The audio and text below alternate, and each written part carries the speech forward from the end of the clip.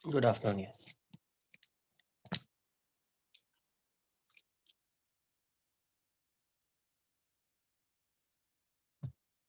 एक मिनट।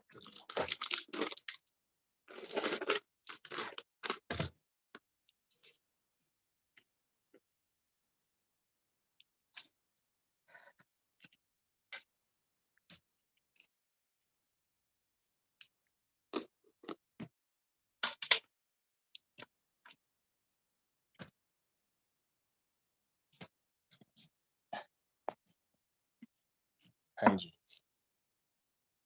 बोलिए। Centre of मास का जो होमवर्क दिया था कुछ सॉल्व किया है क्या?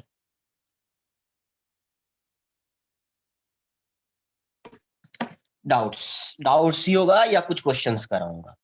वैसा ही होगा, कुछ नई चीज नहीं आएगी आज। 16 तक सॉल्व किया।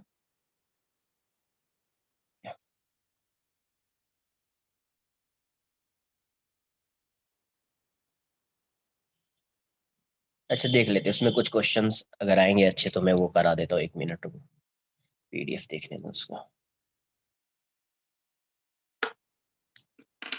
हाँ, इम्पल्स इम्पल्स।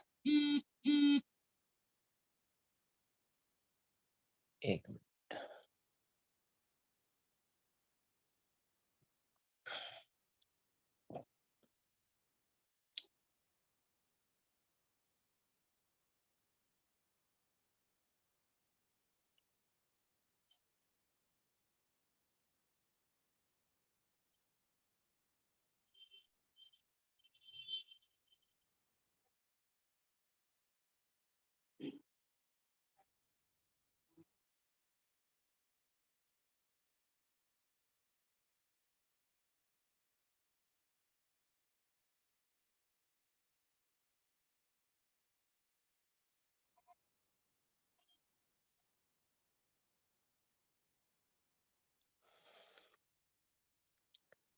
डाउट्स होगा। पहले एक्सरसाइज 1 में कुछ क्वेश्चंस अगर जो जहां तक सॉल्व किया है, अगर कुछ नहीं सॉल्व हुआ है तो बता दीजिए।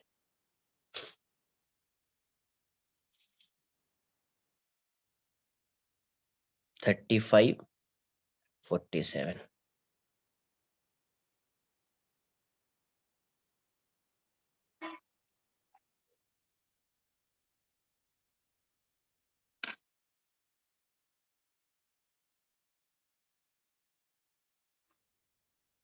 22nd, 5, 10।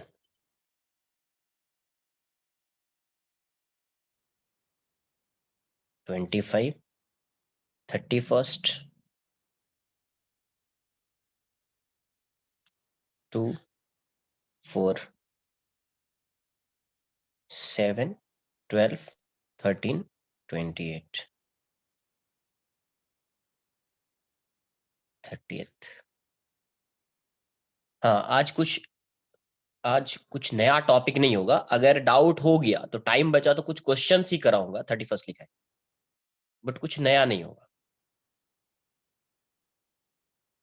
जितना पढ़ाया है उसी पे क्वेश्चंस ही होगा और कुछ नहीं होगा। ठीक है। 21st, 16th,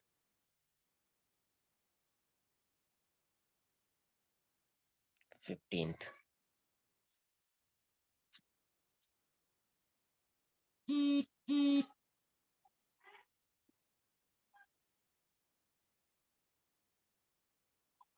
और भी कुछ है?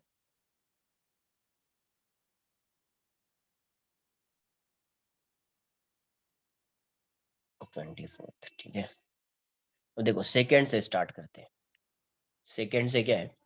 A ball kept in a closed box moves in the box making collision with the balls. Okay, collision वाला थोड़ा पार्ट आ गया है। The box is kept on a smooth surface. The velocity of centre of मास। अभी बताओ, ये ऐसा box है, इसके अंदर बॉल है। ठीक है, अब ये बॉक्स में बॉल किसी भी डायरेक्शन में जा रहा है, इससे कोलाइड कर रहा है। अब मुझे बताइए, centre of mass of this system ना, इस सिस्टम पे कोई एक्सटर्नल फोर्स है क्या? इस सिस्टम पे कोई एक्सटर्नल फोर्स है नहीं है, तो since f external is 0, hence जो भी वेलोसिटी ऑफ सेंटर ऑफ मास होगा वो क्या रहेगा, वीसीएम कांस्टेंट रहेगा। वीसीएम क्या रहेगा, 0 नहीं दिया हुआ है ऑप्शन में, है ना, 0 नहीं है। मूव कर रहा होगा ये मूव कर रहा है, ये मूव नहीं कर रहा है, ये मूव कर रहा है, कोलाइड करेगा तो मोशन में आ जाएगा, वो अलग है। बट फिर भी इस पे एक्सटर्नल फोर्स 0 है, तो वीसीएम की वैल्यू क्या रहेगी, कांस्टेंट रहेगी।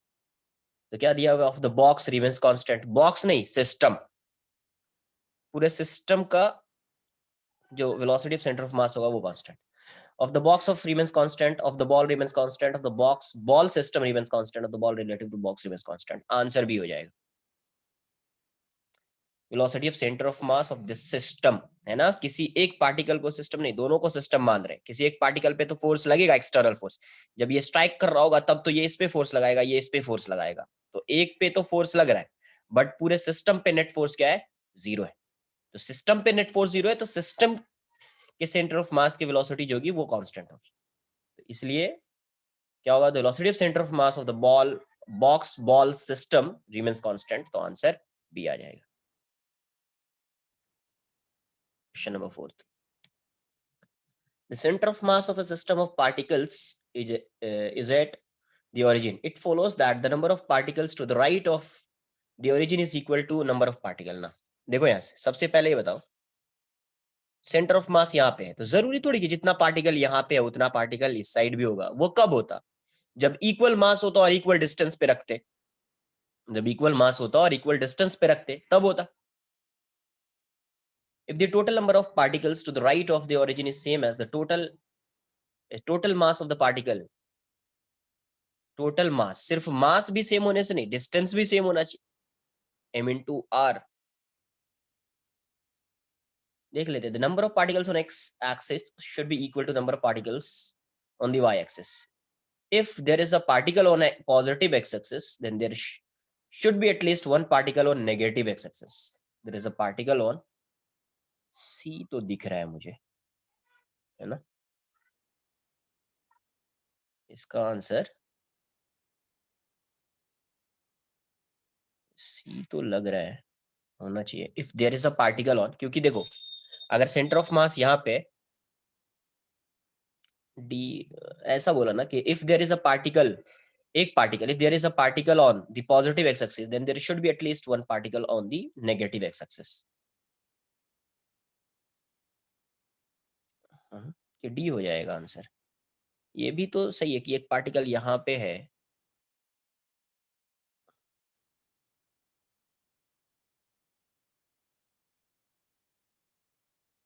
Neutralise,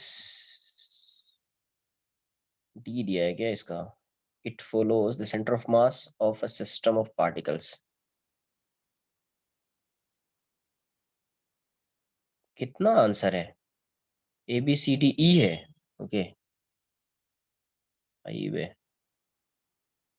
total mass, number of particles on X, number of particles तो नहीं बोल सकते। if there is a particle on positive x-axis, then there should be at least one particle on negative x-axis। there is a particle बोला ना, तो दो particle system, ना ना ना, एक मिनट, हाँ, इसलिए डी होगा कि आगे वाला स्टेटमेंट जो है, स्टेटमेंट सही से रीड करना पड़ेगा। Correct, if there is a particle, मान लो एक पार्टिकल है पॉजिटिव एक्स एक्सिस पे, यहाँ पे एक पार्टिकल है, तो अब बोल रहा है एक पार्टिकल यहाँ पे होना चाहिए, एटलीस्ट वन पार्टिकल। बाकी पार्टिकल्स है या नहीं है वो बात नहीं, एटलीस्ट। तो अगर एक पार्टिकल यहाँ पे हुआ, एक पार्टिकल यहाँ पे हुआ, तब सेंटर ऑफ मास यहाँ पे लाई नहीं करेगा। हाँ, अगर टू पार्टिकल सिस्टम होता तब होता कि एक पार्टिकल यहाँ पे है तो एक पार्टिकल इस साइड होना पड़ेगा। बट उसने ऐसा बोला, if there is a particle on positive x axis, यहाँ पे एक रख दिया particle, then there should be at least one particle on negative x axis. एक यहाँ पे होना चाहिए, बट एक यहाँ पे, एक यहाँ पे, या एक यहाँ पे, एक यहाँ पे, तो सेंटर ऑफ मास यहाँ पे नहीं आएगा, है ना, तो आंसर ई हो जाएगा। इसलिए आंसर उसका ई है, उसने लिया है एटलीस्ट वन पार्टिकल, तो वो वाला टर्म इंपॉर्टेंट है ना, ये वाला टर्म इंपॉर्टेंट है। हाँ वही बता रहा हूँ, क्या होना चाहिए, सेंटर ऑफ मास यहाँ पे है, तो आपको क्या क्या होना चाहिए, एक्स सी एम की वैल्यू 0 हो जाएगी और वाई सी एम 0 हो जाएगा। हाँ, एक मिनट समझो ना। XCM 0 हो जाएगा और YCM क्या हो जाएगा? 0 हो जाएगा। ZCM भी 0 हो जाएगा। अब मुझे ये बताओ, तो XCM नहीं, इक्वल नंबर नहीं, इक्वल नंबर ऐसे समझो। मान लो, ऐसे बता देता हूँ। एक पार्टिकल यहाँ पे है, ठीक है, इसका मास m है।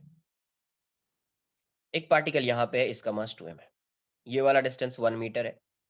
x में ही देख रहे हैं, ये वाला डिस्टेंस 2 मीटर है।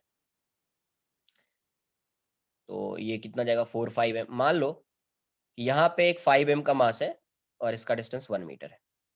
3 पार्टिकल्स कंसिडर कर लिया, 3 पार्टिकल्स ही कंसिडर कर लिया। अब देखो, XCM फाइंड करो, तो ये क्या हो जाएगा? m into 1। ये कितना हो जाएगा? 2m इंटू 2, 2m इंटू 2 है ना। इसको फाइंड करो, plus 5m into -1 upon m plus 2m plus 5m। कितना आ गया? m plus 4m minus 5m by 8m। तो देखो 5 माइनस 5 0 आ गया ना। फिर तो नंबर ऑफ पार्टिकल्स पर डिपेंड करेगा क्या?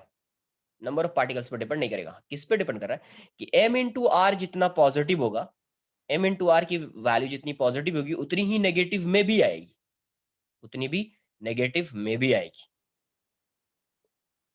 तो M1 R1 ऐसा, M2 R2, इन सब का समेशन क्या होना चाहिए? 0 होना चाहिए। इन सब का समेशन 0 होना चाहिए। तो उसके लिए अगर 2 पार्टिकल सिस्टम होता, मैं वो आंसर बता रहा था ये वाला, कि ये कब होता? जब ये पार्टिकल इस साइड है और एक पार्टिकल इस साइड है। जब 2 पार्टिकल सिस्टम होता, तो इसका m इंटू आर पॉजिटिव होता है, इसका m इंटू आर नेगेटिव हो जाता।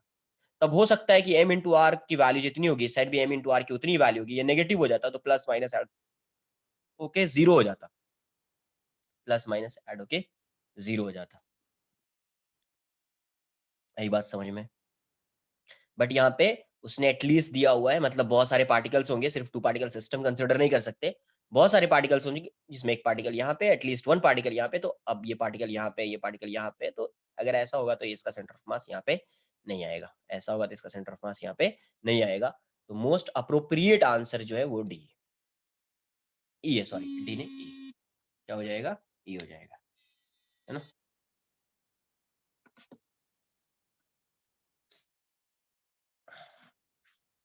तो ये 4 है। Next question number 7th।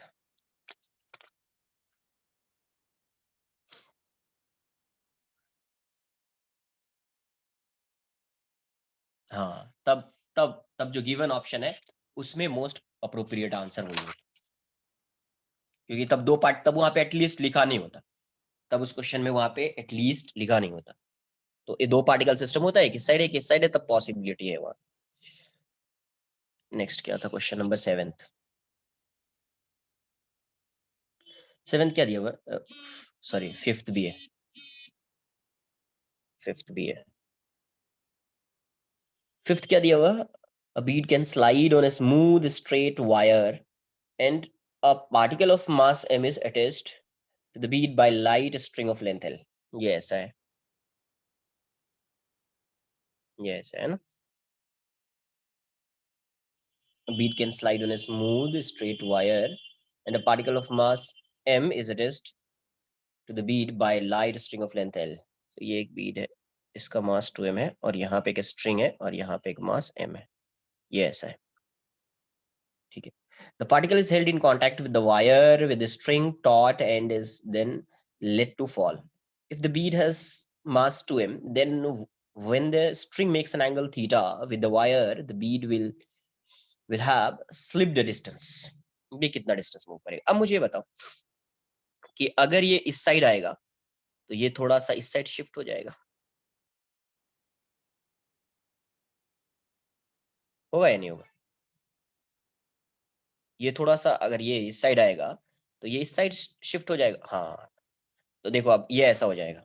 मान लेते हैं ये ऐसा, तो यहाँ पे टेंशन टी है, इसका एक कंपोनेंट इस साइड, एक कंपोनेंट इस साइड, इसका कंपोनेंट को जो mg नॉर्मल वो सब देख लेगा, और इसके कंपोनेंट को कोई बैलेंस नहीं कर रहा, तो इस कंपोनेंट की वजह से ये आगे जाएगा, है ना। जो टेंशन का ये वाला कंपोनेंट आएगा, उसकी वजह से ये आगे जाएगा। तो मान लेते हैं कि किसी भी इंस्टेंट पे ये ऐसा हो गया, ये यहाँ पे ऐसा आ गया है, कुछ ऐसा है, ये ऐसा आ गया है। देख लेते कहाँ पे आता है, ये वाला डिस्टेंस एल है, और ये कितना शिफ्ट हो गया? x।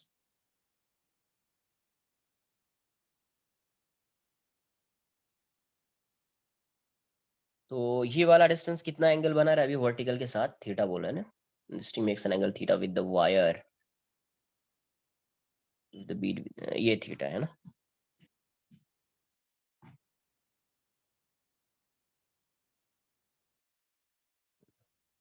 तो ये कितना डिस्टेंस ट्रैवल किया, ये ना, ये सॉरी ये कितना स्लिप हुआ। अब देखो यहाँ से ये एल है, तो ये वाला डिस्टेंस कितना आएगा? L cos theta. ये एल कॉस थीटा है, ये एक्स है, तो ये वाला डिस्टेंस कितना होगा? L minus x minus l cos theta.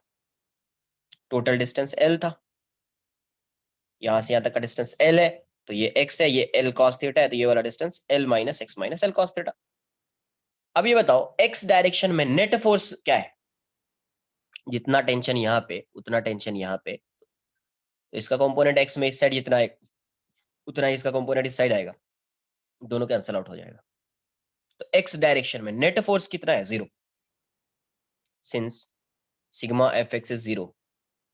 Initially centre of मास किस में था? रेस्ट में था, हेंस डेल्टा एक्स ये वुड बी 0। बताया, अगर सेंटर ऑफ मास रेस्ट में है ना, centre of mass initially centre of mass क्या है?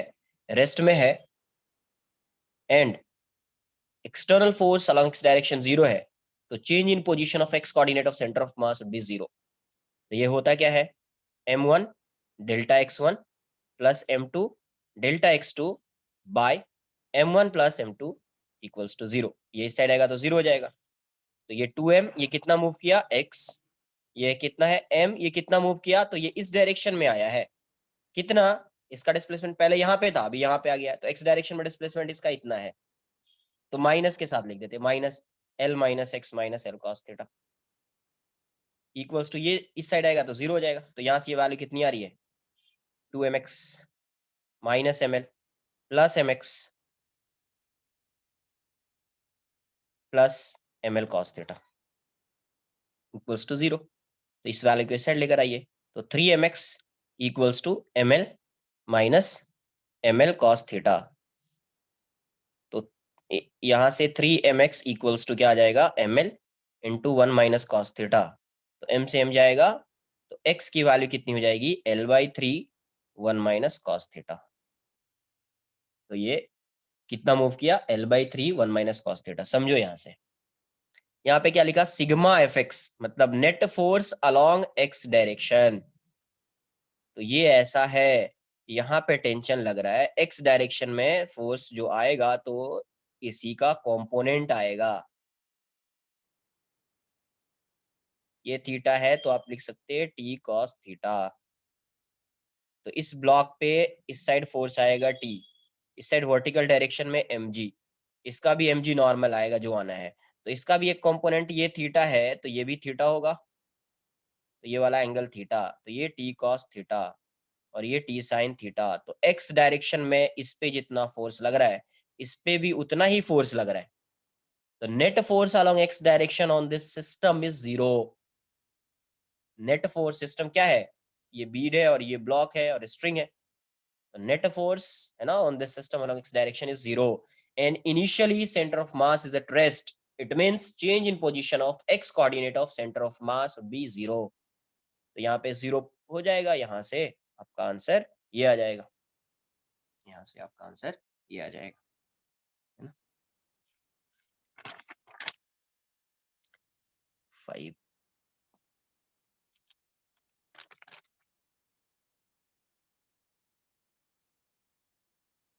Next question number 7th। 7th क्या दिया हुआ है? A dog weighing 5 kg is standing on a flat boat so that it is 10 meter from the shore. The dog walks 4 meter on the boat towards the shore and then halts. The boat weighs 20 kg and one can assume that there is no friction between it and water. How far the dog from the shore at the end of this time? Same वैसा ही question हो जाएगा ना, same जो है ये जो question है ये वैसा ही हो जाएगा, जैसे अभी क्वेश्चन सॉल्व किया था वैसा ही होगा। कितना है, डॉग का वेट 5 kg है, तो एक पार्टिकल बना देते हैं उसको, ठीक है, पार्टिकल बना देते हैं, ये 5 kg है, standing on a flat boat so that it is 10 meter from the shore. Flat boat मान लेते हैं, ये ऐसा boat, 4 metre on the boat towards the shore. तो यहाँ से ये शोर है, ये वाला, तो ये वाला डिस्टेंस कितना है, 10 मीटर है, ठीक है, ऐसा दिया ये शोर। अब ये कितना मूव किया, 4 metre on the boat, boat पे 4 मीटर मूव किया है, तो ऐसा नहीं दिया ग्राउंड के रेस्पेक्ट में मूव किया, बोट पे 4 मीटर मूव किया है ना। तो अभी क्या हो गया, 4 मीटर मूव किया towards the shore and then halts, the boat weighs 20 kg and one can assume that there is no friction between it and how far the dog from the shore at this end। अब देखो ये 4 metre गया किसके respect में, boat के respect में, तो जैसे ये इस साइड जाएगा ये बोट इस साइड आएगा, है ना, तो अज्यूम कर लेते हैं कि बोट ऐसा हो गया है। कितना शिफ्ट हुआ है बोट, तो x, और ये बोट के रेस्पेक्ट में इस डायरेक्शन में कितना गया, 4 मीटर, बट बोट इस डायरेक्शन में चला गया x, तो ये कितना मूव किया होगा, मान लीजिए यहां से यहाँ पे आ गया, 4 - x, कितना मूव किया होगा, 4 - x, ठीक है। तो ये इसका जो वेट है ये 20 kg है। तो फिर से अब ये बताओ, ये जितना बोट पे फोर्स लगाएगा बोट भी उतना ही फोर्स लगाएगा, इसका मतलब एफ एक्सटर्नल 0 हो जाएगा। जब एफ एक्सटर्नल 0 है तो डेल्टा एक्सीएम की वैल्यू 0 आ जाएगी, क्योंकि इनिशियली सेंटर ऑफ मास जो वो रेस्ट में है। तो m1 delta x1 plus m2 delta x2 by m1 plus m2 equals to 0 हो जाएगा। m1 इसको मान लेते हैं, ये वाला, इसका मास 5 kg, तो 5 इंटू 4 - x, और ये कितना हो जाएगा, 20 इंटू -x, है ना, क्या आ जाएगा, -x बाय 5 + 20 इक्वल्स टू 0, ये इस साइड आएगा तो 0 हो जाएगा, ये आ जाएगा 20 - 5x -20x इक्वल्स टू 0। तो यहाँ से 20 इक्वल्स टू 25x हो जाएगा। तो यहाँ से x की वैल्यू कितनी आ रही है, 4/5 मीटर, मतलब 0.8 मीटर, 0.8 मीटर, है ना। ये कितना रहा, 0.8। तो अभी ये कहाँ से कहाँ पे आ गया, यहाँ पे आ गया है, तो ये वाला डिस्टेंस कितना हो जाएगा, ये 10 है, ये 4 - x है, तो ये कितना हो जाएगा, 6 + x हो जाएगा,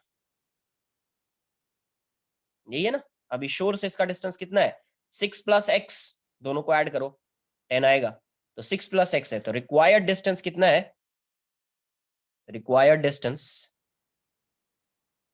6 + x, तो 6 + 0.8, आंसर क्या आ जाएगा, 6.8 मीटर, आंसर क्या आ जाएगा, 6.8 metre.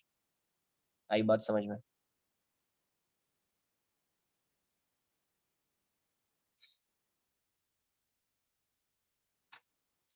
Question number 7। Next question है आपका 12th 13th।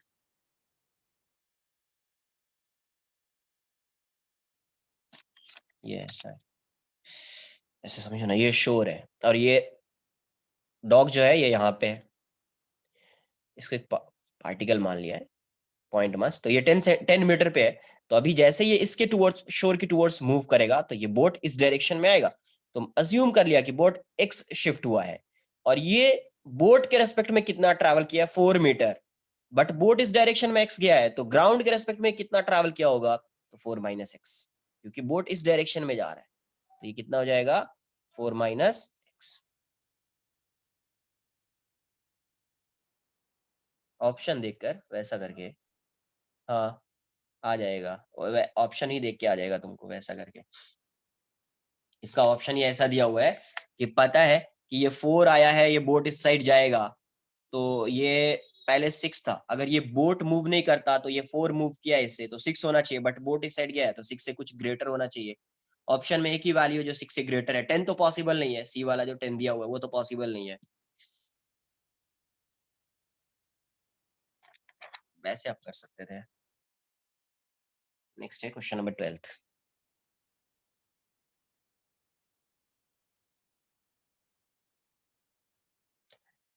12th में क्या दिया है? Two particles A and B initially at rest. Two particles A and B initially at rest move towards each other under a mutual force of attraction. At the instant when the speed of A is v and the speed of B is 2v, the speed of center of mass.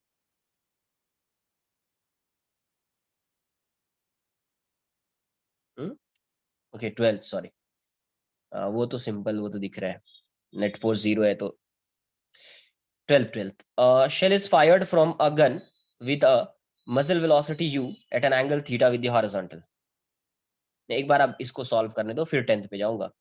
12th एक बार read कर रहे हैं, मैंने 11th read कर लिया। A shell is fired from a gun with a muzzle velocity u meter per second at an angle theta with the horizontal. क्या है यार?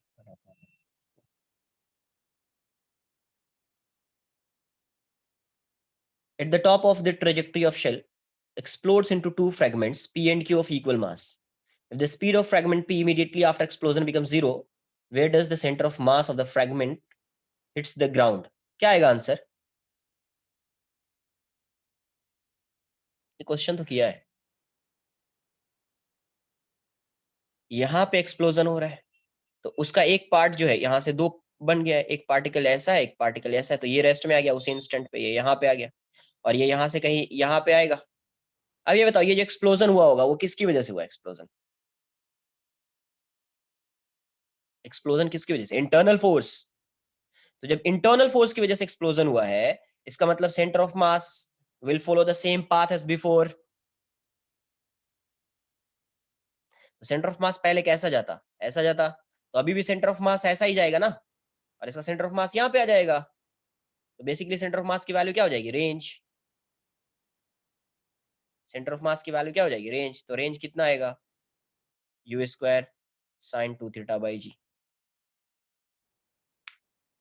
You square sine 2 theta by g आ जाएगा answer. 11th, sorry 10th।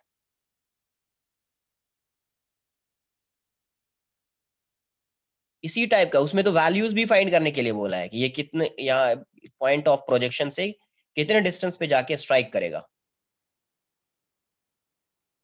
Next question number 10th। A rope thrown over a pulley has a ladder with a man of mass m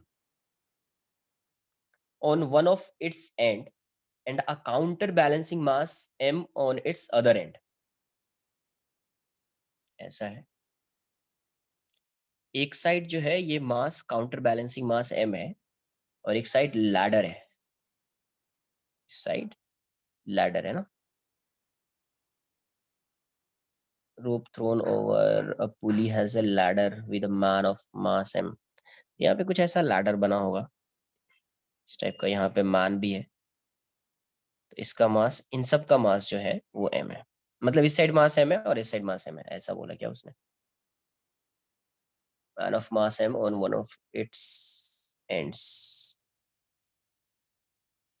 ठीक है। the man climbs with a velocity v relative to ladder, okay, velocity of man with respect to ladder ये दिया हुआ है v. Ignoring the masses of pulley and the rope as well as the friction on the pulley axis, the velocity of center of mass of this system. अब ये बताओ, अगर ये अगर ये इस साइड जाएगा, ये इस साइड जाएगा, है ना, अगर ये इस साइड जाएगा तो ये वाला जो इस साइड आएगा, है ना, मान इस साइड जा रहा था, स्ट्रिंग इस साइड आएगी, स्ट्रिंग इस साइड आएगी, तो ये वाली स्ट्रिंग ऊपर जाएगी, है ना, ये वाली स्ट्रिंग ऊपर आएगी, तो यहाँ से क्या होगा? तो यहाँ से क्या बोल सकते हैं? वेलोसिटी दिया हुआ है इसका, तुम अज्यूम कर लेते हैं, पहले वेलोसिटी ऑफ मैन अज्यूम कर लेते हैं। Let's say velocity of man is v not, velocity of man जो है वो v नॉट, तो ये वाली स्ट्रिंग जो है इस साइड आ रही है, ये वाली स्ट्रिंग इस साइड आ रही है v से, इसको वेलोसिटी ऑफ स्ट्रिंग है तो vs मान लेते हैं, ये भी vs ही होगा। तो यहाँ पे velocity of man with respect to string क्या लिखोगे? vm माइनस vs, ऊपर जा रहा है ना v वेलोसिटी से, अरे v वेलोसिटी से ऊपर जा रहा है, ये ऊपर जाएगा तो ये तो नीचे आएगा ना, ऐसे थोड़ी रहेगा। क्योंकि खुद से सोचो ना, इसका मास m है और इसका कैपिटल M है, रेस्ट में कभी हो सकता है क्या? तो जब तक ये इसको पुल करते हुए ऊपर नहीं जाएगा, इसको पुल करते हुए ऊपर नहीं जाएगा, तब तक पॉसिबल ही नहीं है ना कि ये ऐसा बैलेंस रहे। पुल करते हुए ऊपर जाएगा तो ये कुछ वेलोसिटी से जाएगा, तो ये रोप इस डायरेक्शन में आएगा कुछ वेलोसिटी से। तो velocity of mass with respect to string equals to velocity of mass minus velocity of string. देख लेते क्या आता है। ये v है, ये मान की वेलोसिटी अपवर्ड डायरेक्शन में v नॉट मान लिया, तो स्ट्रिंग की वेलोसिटी vs हो जाएगी। तो बेसिकली vs की वैल्यू क्या हो जाएगी, v naught minus v, v naught minus v। ये बात आ रही है समझ में? तो अब यहां से, अब देखो यहां से ये जो मान है, ये मान है, कुछ भी मान लो ना तुम। अरे ये बताओ, अगर इसका मास, खुद से सोचो ना यार, अगर इसका मास इससे ग्रेटर होगा तो इसको, ये तो खुद से नीचे आ जाएगा ना। इसका मास अगर ग्रेटर होगा तो वो तो एक्सेलरेशन ड्यू टू ग्रेविटी से नीचे आ जाएगा। अरे इस साइड मास है, तुमको इसको बैलेंस करना है, तो तुम क्या करोगे, इसको अपने तरफ जो है डाउनवर्ड डायरेक्शन में पुल करोगे, तुम ऊपर जाओगे, तो वेलोसिटी भी इस डायरेक्शन में मूव करेगी और तुम भी आगे जाओगे। मतलब ये स्ट्रिंग भी डाउनवर्ड डायरेक्शन मूव करेगी, वेलोसिटी बोल रहा सर यार, ये स्ट्रिंग भी डाउनवर्ड डायरेक्शन मूव करेगी और तुम भी आगे जाओगे। तो तुम्हारी velocity with respect to string कितनी है, तो ये v है। ये क्या है, v है। ठीक है,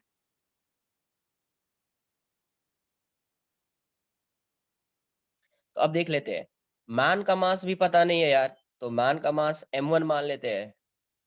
और ये जो लैडर वाला पार्ट है, ये जो लैडर वाला पार्ट है, स्ट्रिंग जो दिख रहा है, इसका मास क्या हो जाएगा, m माइनस m1 हो जाएगा। और ये जा रहा है इस डायरेक्शन में vm से, जिसको v नॉट बोल रहे हैं।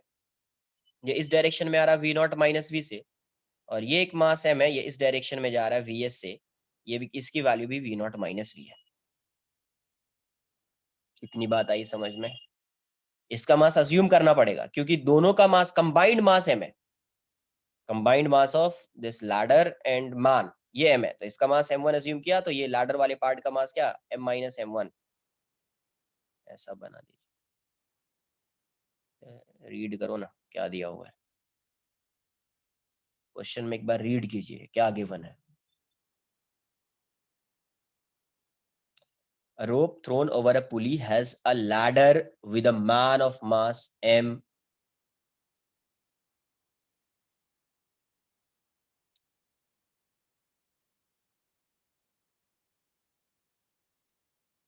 तो यहां से क्या आ जाएगा, एक मिनट, क्या क्या दिया हुआ है, एक मिनट,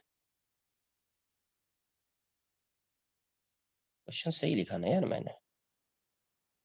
काउंटर बैलेंस कर रहा है, तो एक का, इसका मास m होगा, फिर एक मिनट, तब तो इसका मास m है, काउंटर बैलेंस भी बोल रहा है ना, तो ये मास m है, तो इस टोटल का मास फिर m बन जाएगा यार। ये तो काउंटर बैलेंस करने का मतलब, इसका मास m है तो इसका भी मास m बन जाएगा, तो m बनेगा तो इसका मास m है, तो ये m माइनस m हो जाएगा। फिर ये इस लैडर का मास, काउंटर बैलेंस भी बोल रहा है उसने, तो ये m माइनस m हो जाएगा, है ना, क्योंकि मान का मास m बोला है, सही बोल रहे हो तुम। मान का मास m है तो इसका मास क्या हो जाएगा, m माइनस m, क्योंकि टोटल मास क्या होना चाहिए, m, तभी काउंटर बैलेंस होगा, वरना एक्सेलरेट कर जाएगा, वरना एक्सेलरेट कर जाएगा। तो अभी इसकी वेलोसिटी v नॉट है, इसकी velocity v naught minus v, इसकी velocity v naught minus v है। तो अब vcm कैसे फाइंड करेंगे, तो अपवर्ड डायरेक्शन को पॉजिटिव लेंगे, डाउनवर्ड डायरेक्शन नेगेटिव हो जाएगा, तो यहाँ से क्या आएगा, एम वी नॉट, यहाँ से क्या आएगा प्लस m माइनस m, कुछ ज्यादा गंदा नहीं आ रहा है, v नॉट माइनस v, और इसकी वैल्यू कितनी हो जाएगी, ये माइनस में आ जाएगा, और ये कितना आ जाएगा, तो minus m into v naught minus v।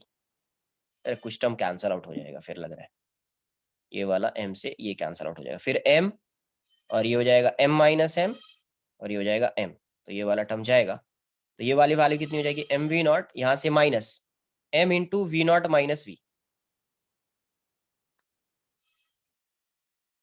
Mistake तो नहीं किया है,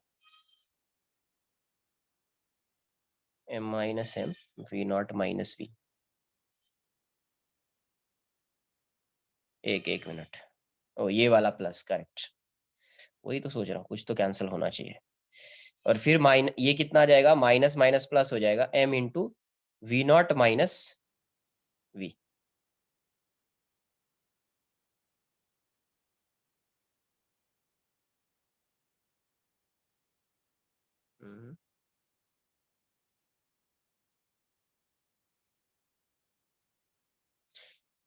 एक मिनट रुको, पता नहीं कैलकुलेशन में, फिर से एक बार फिर से देखता हूँ इसको, है ना, नहीं तो फिर पता नहीं कैलकुलेशन में मिस्टेक हो रहा है शायद। क्या बोल रहा है, 10th, ये ऐसा है, ये मास m है, और इसको अगर ये काउंटर बैलेंस कर रहा है तो यहाँ पे मान लीजिए ऐसा कुछ लगा होगा, यहाँ पे मान है, तो इसका मास m है, तो ये वाले का मास हो जाएगा m माइनस m, क्योंकि काउंटर बैलेंस कर रहा है तो टोटल दोनों साइड मास सेम होना चाहिए। अब इसकी वेलोसिटी कितनी है, vm मान लेते हैं, तो ये इस डायरेक्शन में vs से आएगा, तो ये इस डायरेक्शन में vs से जाएगा।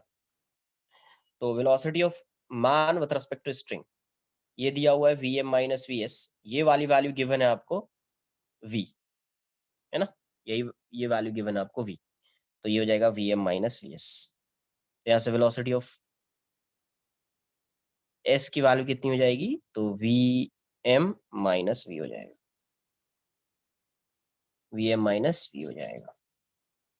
या स्ट्रिंग के टर्म्स में अगर फाइंड करें तो भी कुछ आएगा क्या, वेलोसिटी ऑफ मान कितना आ जाएगा, v प्लस vs, किसी एक के टर्म्स में फाइंड कर लेते हैं। तो अब यहाँ से ये मान है, इसका मास m है, और ये इस साइड जा रहा है vm से, ये ऐसा लैडर है, ये वाला मास इसका m माइनस m है, और ये इस डायरेक्शन में आ रहा है कितने से, vs से, और इसका मास m है, इस डायरेक्शन में जा रहा है ये vs से। तो vcm की वैल्यू कितनी होनी चाहिए, ये होना चाहिए m इंटू वी एम, ये माइनस आना चाहिए m minus m into v s, और ये वैल्यू प्लस होनी चाहिए m into v s by m plus m minus m plus m, ये वाला जाएगा, तो ये कितना हो जाएगा, vm को vs के टर्म्स में लिख देता हूँ, तो m into v plus v s minus m into v s plus m into v s plus m into v s. कहीं तो फिर से मिस्टेक हो रहा है, मुझे लग रहा है ऐसा।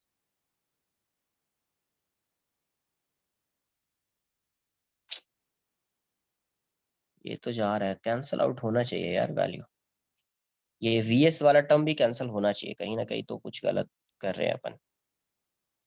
अरे यार उस टाइम से वही देखो, यहाँ पे ये vm इस डायरेक्शन में है, vs डाउनवर्ड डायरेक्शन में है ना, तो जब वैल्यू पुट करोगे vs की तो नेगेटिव पुट करना पड़ेगा। जब आप वैल्यू पुट करेंगे, इसको मान लीजिए, इसी को v नॉट मान लेते हैं, तो जब आप इसकी वैल्यू पुट करोगे तो ये माइनस वी नॉट होगा, वही तो सोच रहा हूँ, तो ये क्या आ जाएगा आपका, v माइनस माइनस प्लस इस side minus v naught equals to vm, है ना। तो ये वाली वैल्यू आप पुट कर दीजिए, vm की v माइनस vs या v नॉट, ये v नॉट, है ना, ये v नॉट था, और ये भी v नॉट, ये दोनों जाएगा, तो ये जाएगा m v minus m v naught plus m v naught by m plus m, ये वाला टर्म कैंसल आउट हो जाएगा, आंसर आपका m v by m plus m आ जाएगा। फिर से समझिए, वही है, कैलकुलेशन देकर प्लस की जगह पे माइनस आ गया, अब सोच रहा हूँ कैंसिल क्यों नहीं हो रहा है। काउंटर बैलेंस करने का मतलब, क्वेश्चन में ये बोला कि काउंटर बैलेंस कर रहा है, काउंटर बैलेंस करने का मतलब इस साइड जितना मास होगा इस साइड भी उतना ही मास होगा, तो इसका मास m है और मैन का मास m दिया हुआ है, तो इस लैडर का मास कितना होगा, m माइनस m। तो इसकी वेलोसिटी रिलेटिव वेलोसिटी दी हुई, तो सबसे पहले मैं इसकी वेलोसिटी अज्यूम कर लेता हूँ vm, तो ये अगर इस डायरेक्शन में जाएगा तो ये इस स्ट्रिंग को पुल कर रहा होगा, तो ये डाउनवर्ड डायरेक्शन में आएगा, तो उसको मैं बोल देता हूँ vs को मैंने बोल दिया v नॉट, तो ये ऊपर जाएगा vs equals to v naught, तो velocity of man with respect to string equals to vm minus vs, ये वैल्यू दी हुई है, गिवन है v, ये vm है, ये माइनस, ये क्या हो जाएगा, माइनस v नॉट, यहां से देख रहे हैं अपन, ये दोनों अपोजिट डायरेक्शन में है, इसीलिए माइनस v नॉट, तो ये माइनस माइनस प्लस हो जाएगा, इस साइड आएगा तो v minus v naught equals to vm। तो अब यहां से देख लेते हैं, वेलोसिटी सेंटर मास क्या आ जाएगा, m into vm minus m plus m into vs plus m into vs। अब vm की वैल्यू क्या हो जाएगी, v minus v not, vs की वैल्यू क्या हो जाएगी, v नॉट, ये v नॉट हो जाएगा, ये वाला टर्म जाएगा, अब यहाँ से mv minus mv not plus mv not, ये दोनों कैंसिल आउट हो जाएगा, तो यहाँ से ये वैल्यू क्या आ जाएगी, vcm mv by m plus m, mv by m plus m, ठीक है।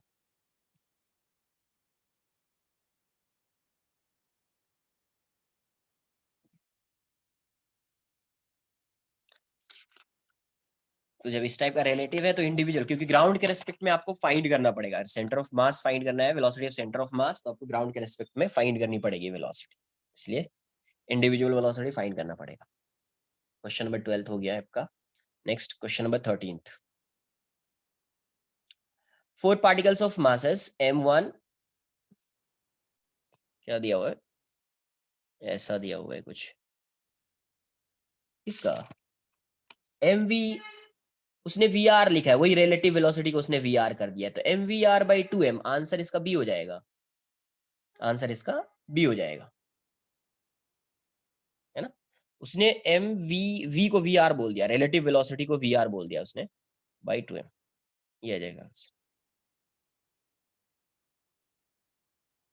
ऑप्शन में वी आर दिया हुआ है और रिलेटिव वेलोसिटी को लिखा भी उसने वी आर है, मैंने वी लिया था, वो वी आर ही है, ये जो है ये क्वेश्चन में वी आर ही है, मैंने वी लिया, ये वी आर ही है, तो ये वी आर है ना, ये वी आर, ये वी आर, तो इसका ऑप्शन जो है वो बी करेक्ट हो जाएगा। नेक्स्ट क्वेश्चन नंबर 13 देख लेते क्या, four particles of masses m1 equals to 2m, m2 equals to 4m, m and m4 are placed at four corners of a square. What should be the value of m4 so that the center of mass of all particles are exactly at the center of a square?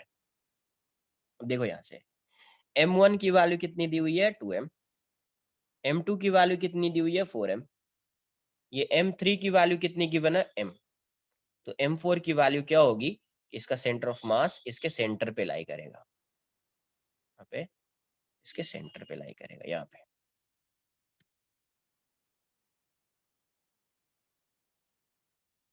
तो इसको कैसे find करोगे, इसके centre पे centre of मास होना चाहिए। तो अब ये बताओ, ये 2m है, ये 2m है और ये 4m है, डायरेक्टली फाइंड कर ले क्या, 0 0 करके, ये थोड़ा यूं ही आ जाएगा कुछ, इन दोनों का सेंटर ऑफ मास कहीं यहाँ पे लाई करेगा, तो इन दोनों का सेंटर ऑफ मास कहीं यहाँ पे लाई करना चाहिए, है ना। अब ये वाली वैल्यू और ये तो दोनों दिख रहा है, ये इक्वल डिस्टेंस है, ये वाला और ये वाला इक्वल डिस्टेंस दिख रहा है।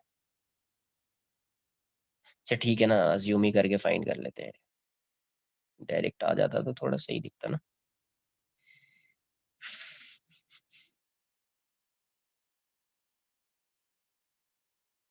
ये डिस्टेंस सेम होगा मतलब मास की वैल्यू भी सेम होगी, देख लेते हैं। इसको 0 0 ही मान लो, उससे आ जाएगा, इसको L0 मान लो, है ना, ये वाली वैल्यू LL हो जाएगी, तो ये वाली वैल्यू 0 L हो जाएगी, इसका सेंटर ऑफ मास का x कोऑर्डिनेट क्या हो जाएगा, L/2 आ जाएगा,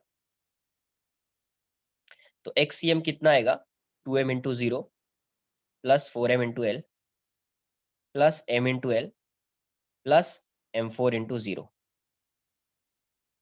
bye 2m plus 4m plus m plus m4।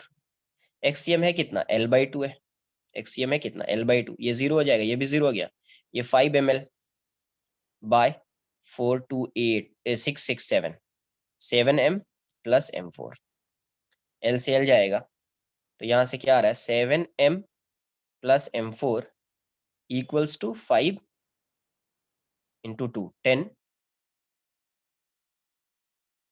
10m, इसका मतलब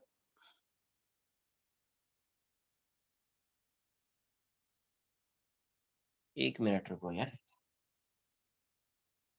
ये 2m है, ये 4m है,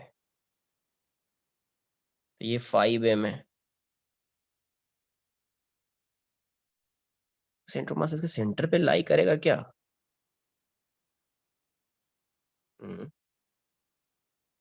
क्योंकि वैसा ऑप्शन है और हो सकता है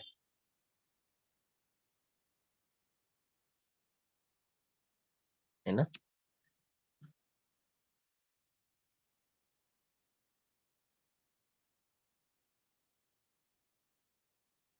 कैलकुलेशन तो यहाँ पे सही दिख रहा है, बट कहीं ना कहीं मिस्टेक तो किया होगा मैंने।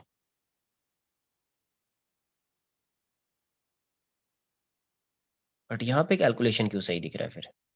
तो एक्सीएम क्या हो जाएगा? XCM equals to 2m × 0 plus 4m × L plus m × L plus m4 × 0। ठीक है, ये जाएगा 2m plus 4m plus m plus m4। और एक्सीएम की वैल्यू कितनी हो जाएगी फिर? ये वाला डिस्टेंस L/2 हो जाएगा। ये वाला डिस्टेंस L/2 हो जाएगा, तो एक्सीएम इज L/2।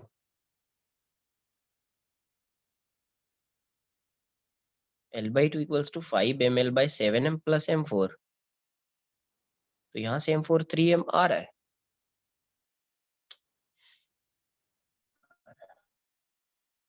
एक मिनट रुको, एक मिनट रुको, थोड़ा मुझे फोन चार्ज में लगा देता हूँ। बट यहाँ पे तो 3r दिख रहा है, कैलकुलेशन तो सही है ना यार? कैलकुलेशन एक बार चेक करो, कैलकुलेशन तो सही दिख रहा है, बट ऑप्शन में 3 कहीं दिख नहीं रहा है।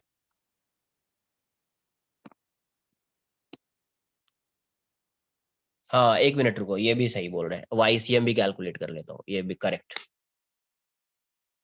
है ना? वाईसीएम भी कैलकुलेट कर लेता हूँ, रुको यार। तो यहाँ से क्योंकि दोनों हर जगह से सेम वैल्यू आनी चाहिए, तो 3m आ गया यहाँ से।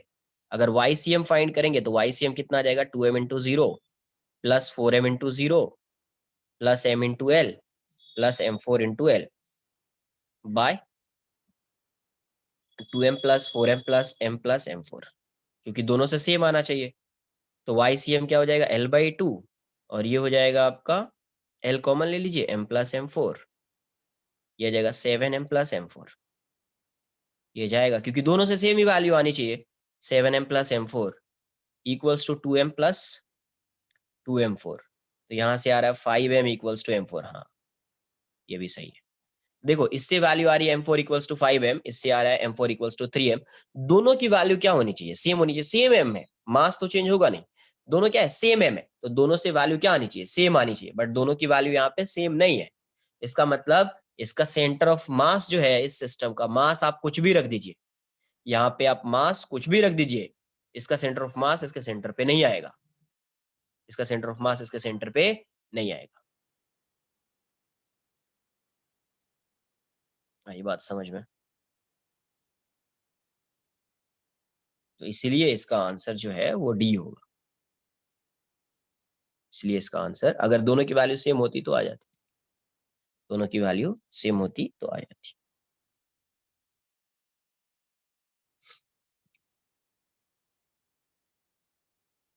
नेक्स्ट क्या है आपका? Question number 13। 13 के बाद क्या है? 15, 16। 15 और 16 ना?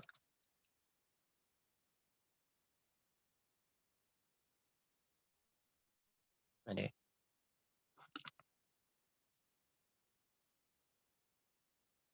पेज नंबर 7, क्वेश्चन नंबर 15 देख लेते हैं क्या दिया हुआ। A loaded spring gun of mass m fires a shot of mass,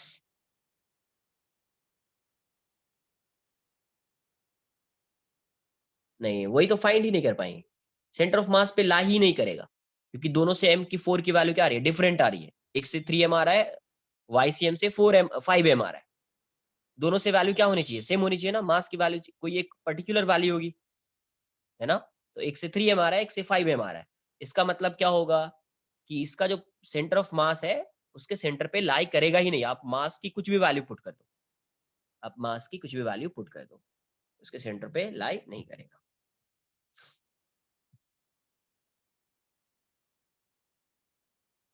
next क्या है? क्वेश्चन नंबर 15 क्या था? Loaded spring gun of mass m, spring gun का मास m है, Fyers a shot of mass m with a velocity v at an angle of elevation theta. The gun is initially at rest in a horizontal frictionless surface. Just after firing, the center of mass of the gun short system. अब ये बताओ मुझे कि जब force लग रहा होगा, जैसे आप क्या करते हो, एक बुलेट फायर करते हो, तो बुलेट पे फोर्स लगता है तभी आगे जाता है, बुलेट पे मान लीजिए फोर्स लगा तो ये आगे जाएगा। हाँ, तो ये बुलेट भी गन पे फोर्स लगाता है ना, जिसकी वजह से उसकी रिकॉइल वेलोसिटी आती है, जिसकी वजह से उसकी क्या आती है, रिकॉइल वेलोसिटी आती है। तो जितना इस पे फोर्स लग रहा है उतना इस डायरेक्शन में फोर्स लगता है। तो अगर पूरे को आप सिस्टम मान लो तो सिस्टम पे एक्सटर्नल फोर्स क्या हो जाएगा, जीरो हो जाएगा। एंड वीसीएम इनिशियल क्या है, जीरो है। इसका मतलब वीसीएम फाइनल भी क्या होगा,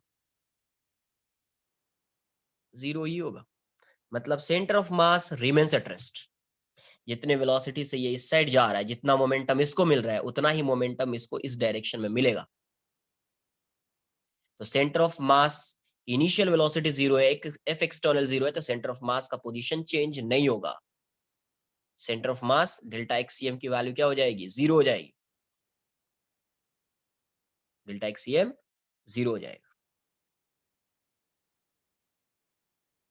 आई बात समझ में? तो इसका आंसर तो सी आ जाएगा।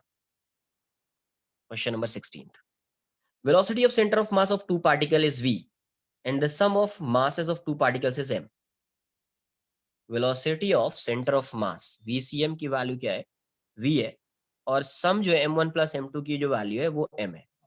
तो kinetic energy of this system, system मतलब अब कुछ नहीं बोला किसके रेस्पेक्ट में, जब कहीं पे कुछ नहीं बोला गया किसके रेस्पेक्ट में, तो आपको किसके रेस्पेक्ट में फाइंड करना है।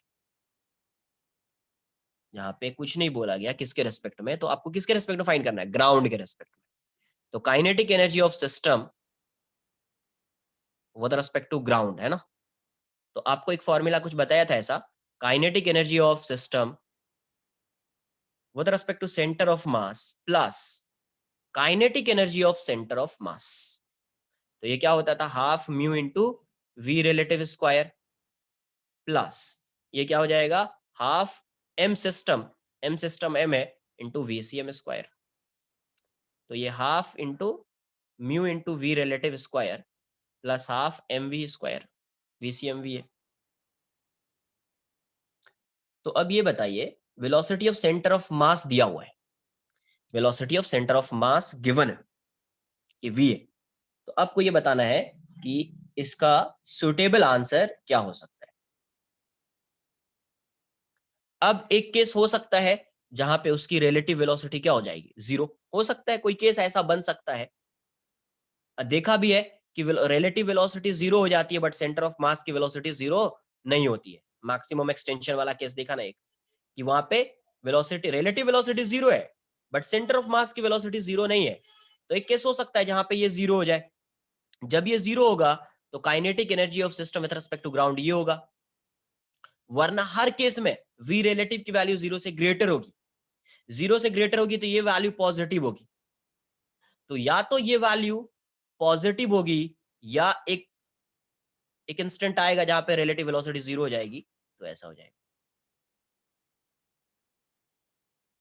कैविटी प्रॉब्लम देखो ना, एक लेक्चर में दो क्वेश्चन कराया था, दो क्वेश्चन ऐसे ही सेंड किया था तुमको, आ जाएगा। ठीक है, नहीं होगा तो देखूंगा, अगर तुम्हारे बुकलेट में है तो करा दूंगा, शायद होगा। तो ये वाली वैल्यू या तो जीरो होगी या ग्रेटर देन जीरो होगी। तो अब इसमें या तो जीरो ऐड करो या कुछ वैल्यू पॉजिटिव वैल्यू ऐड करो। इसका मतलब kinetic energy of system with respect to ground क्या हो जाएगा, ग्रेटर देन इक्वल टू, जब ये जीरो होगा तो इक्वल हो जाएगा इसके half m v square, greater than equal to half m v square. तो इसका जो आंसर होगा वो सी आ जाएगा, विल बी ग्रेटर देन और equal to half m v square.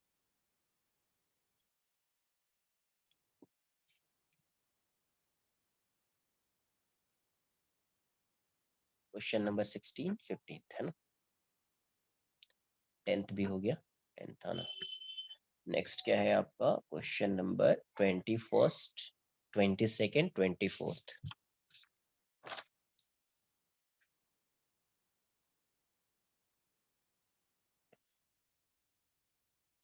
21st 21st क्या दिया हुआ है, a small sphere of radius r held against the inner surface of a smooth spherical shell of radius 6r as shown in figure. The masses of the shell and the small spheres are 4m and m respectively. The masses of the shell and the small sphere are 4m and m respectively. This arrangement is placed on a smooth horizontal table. This arrangement is placed on a smooth horizontal table. The small sphere is now released. The x coordinate of the center of shell when the smaller sphere reaches the other extreme position is, मतलब वो कितना जाएगा, ये ऐसा है.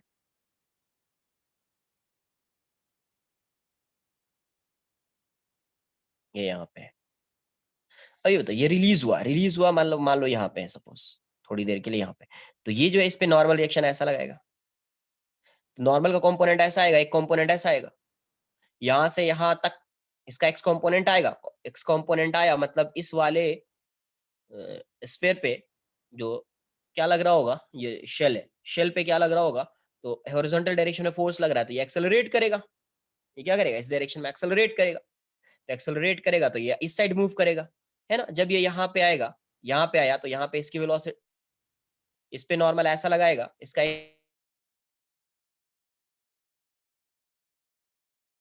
एक component ऐसा आएगा, एक कंपोनेंट ऐसा आएगा, तो अब ये रिटार्ड कर रहा होगा. इसका मतलब ये नहीं कि अब ये इस डायरेक्शन में जाएगा, अरे ये इस डायरेक्शन में पहले एक्सेलरेट कर रहा है, तो वेलोसिटी इंक्रीज हो जाएगी, यहाँ से यहाँ तक वेलोसिटी इसकी इंक्रीज होगी. अब इस पे फोर्स इस साइड लगेगा, इस साइड लगेगा, तो अब ये रिटार्ड होगा, मतलब इसकी वेलोसिटी डिक्रीज होगी. तो फाइनली जब ये यहाँ से यहाँ पे आएगा, तो ये कुछ इस साइड मूव कर जाएगा. मान लेते हैं कि ये ऐसा हो गया.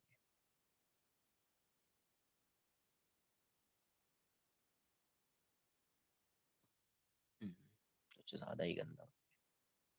ठीक है ना, भी ड्रॉ कर लो. इसका सेंटर जो है वो एक्स शिफ्ट हो गया, कितना, एक्स,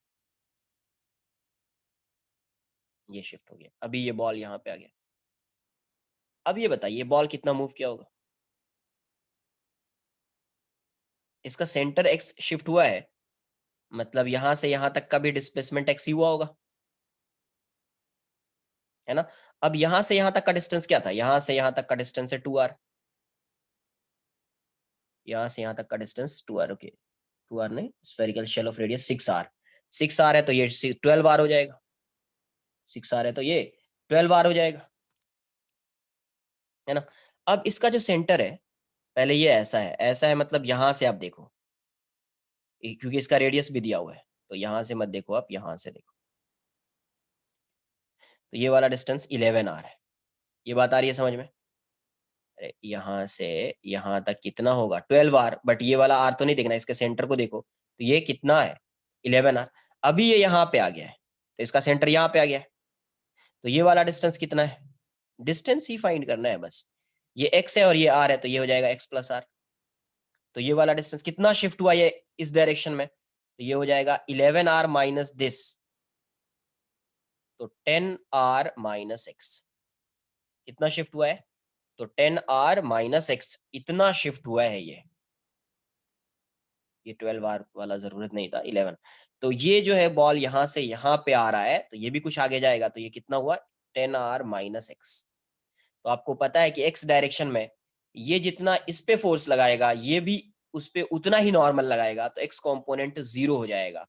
तो since sigma f x is 0 and initially centre of mass rest में था, hence delta x c m की वैल्यू क्या हो जाएगी, 0 हो जाएगी.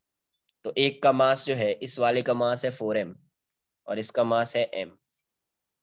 तो m1 delta x1 plus m2 delta x2 by m1 plus m2 equals to 0 हो जाएगा. तो ये इस साइड आएगा तो 0 हो जाएगा. m1 4m, शेल कितना मूव किया, x, और ये कितना मूव किया, ये ऑपोजिट डायरेक्शन में 10r माइनस x, तो plus m into minus 10r minus x, और ये इस साइड आएगा तो 0 हो जाएगा. तो यहाँ से क्या आ रहा है, 4mx minus 10mr plus mx equals to 0. तो यहाँ से क्या आ रहा है, 5mx इक्वल्स टू 10mr. तो m से m कैंसल आउट हो जाएगा, therefore x equals to 2r. x की वैल्यू कितनी हो जाएगी, 2r हो जाएगी,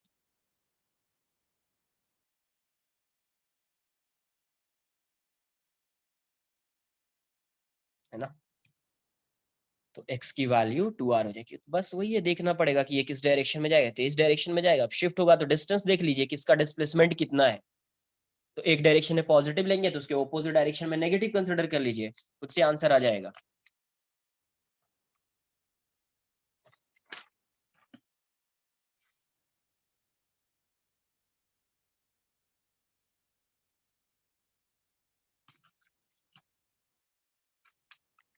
देखो यहाँ पे ये ऐसा था, तो जैसे इसको रिलीज करोगे ये ऐसा आएगा, ऐसा आएगा, यहाँ तक आएगा ये।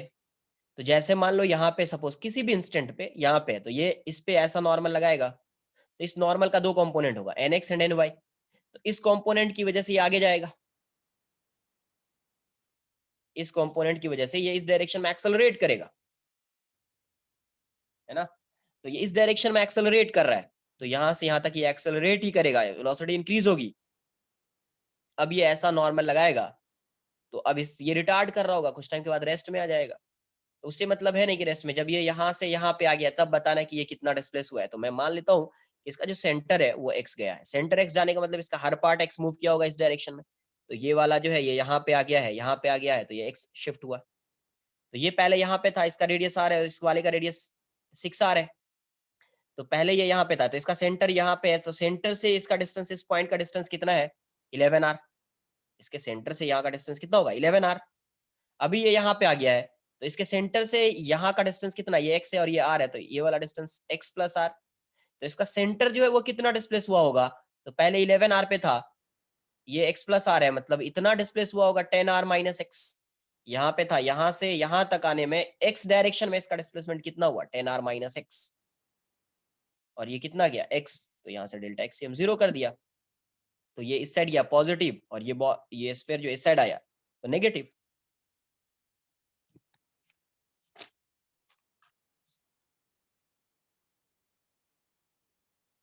नहीं, ये क्वेश्चन नंबर 22nd भी है ना यार, 21st 22nd।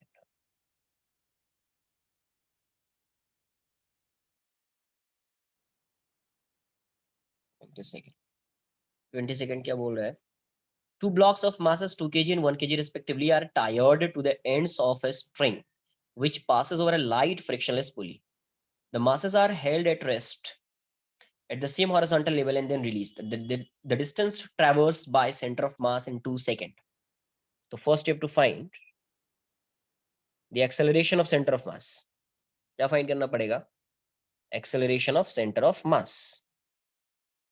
ये 2 kg, ये 1 kg है,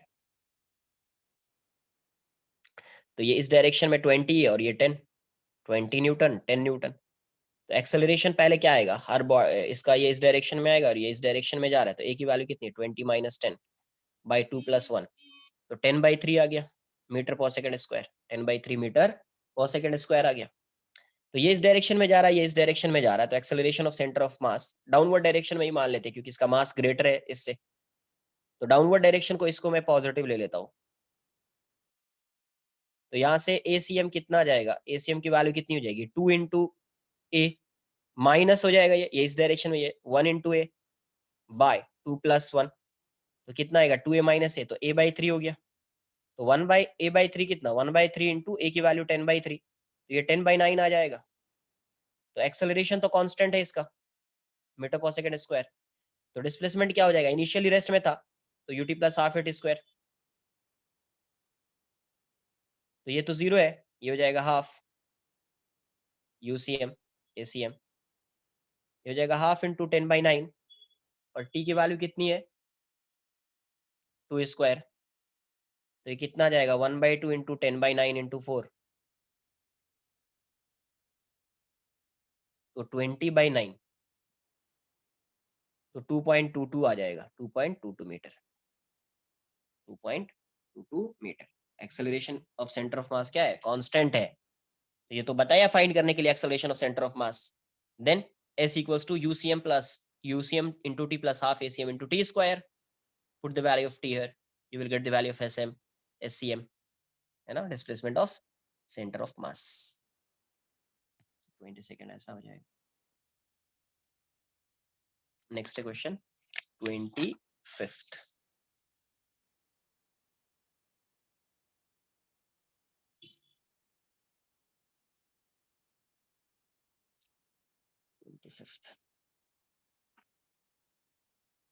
internal force can change linear momentum but not kinetic energy, kinetic energy को चेंज करेगा। इंटरनल फोर्स की वजह से, इंटरनल फोर्स इसकी वजह से क्या चेंज होता है, तो काइनेटिक एनर्जी चेंज होगी। ये आया समझ में कि इसकी वजह से काइनेटिक एनर्जी क्यों चेंज होगी। 24th भी क्या? हाँ 24th भी, 24th भी है, देख लेता हूँ।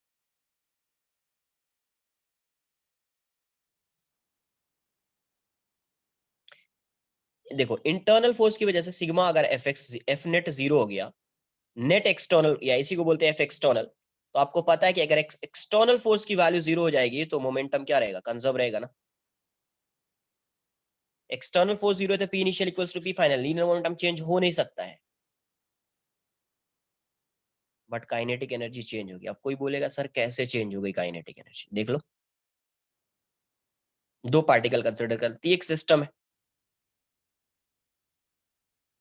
इंटरनल फोर्स की वजह से ये पार्टिकल एक दूसरे को अट्रैक्ट कर सकता है ना।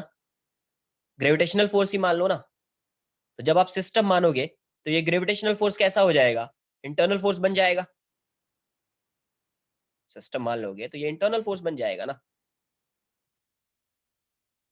तो अब मुझे ये बताइए, इस पे एक फोर्स लग रहा है, इस पे भी एक फोर्स लग रहा है, तो इसकी वेलोसिटी आएगी, इसकी भी वेलोसिटी आएगी। अब अज्यूम कर लो, कुछ अज्यूम कर लो, मान लो इसका मास है, दोनों को एकदम सेम मास मान लीजिए, सेम वेलोसिटी मान लीजिए, क्योंकि मोमेंटम सेम होगा। अगर 2m मानोगे तो ये v होगा, तो ये m होगा तो ये 2v हो जाएगा, क्योंकि मोमेंटम सेम रहेगा इनिशियली अगर रेस्ट में था तो mv मान लिया। तो देखो मोमेंटम तो अभी अगर पहले जीरो था, पहले रेस्ट में था, फिर ये अट्रैक्टिव फोर्स की वजह से ये एक्सेलरेट होना स्टार्ट हुआ है, तो पहले इसकी वेलोसिटी जीरो थी, तो अभी भी अगर आप फाइंड करेंगे तो मोमेंटम जीरो होगा, mv माइनस mv जीरो हो जाएगा। बट यहाँ पे देखो काइनेटिक एनर्जी इसकी क्या थी, जीरो, बट यहाँ पे काइनेटिक एनर्जी क्या हो गया, काइनेटिक एनर्जी कितना हो गया, half mv square plus half mv square. v को नेगेटिव भी पुट करोगे तो v स्क्वायर तो पॉजिटिव ही है ना, तो यहाँ से mv स्क्वायर हो गया। तो काइनेटिक एनर्जी आती है इंटरनल फोर्स की वजह से, काइनेटिक एनर्जी आएगी बट मोमेंटम नहीं आएगा सिस्टम का, सिस्टम की बात कर रहे हैं, इंडिविजुअल पार्टिकल का तो आएगा बट सिस्टम का नहीं आएगा। तो इंटरनल फोर्स की वजह से, तो अगर if F external is zero, if F external is zero, है ना, then kinetic energy of the system, note करके कहीं पे लिख लो,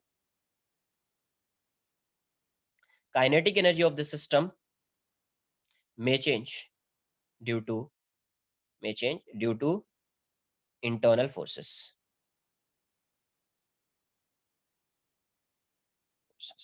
internal forces। क्वेश्चन नंबर 24 देख लेते हैं यार, 24 भी था तुम्हारा, क्या है 24। A block of mass m slides over a smooth wedge of mass m which is placed over a rough horizontal surface. The center of mass of the system will move towards left.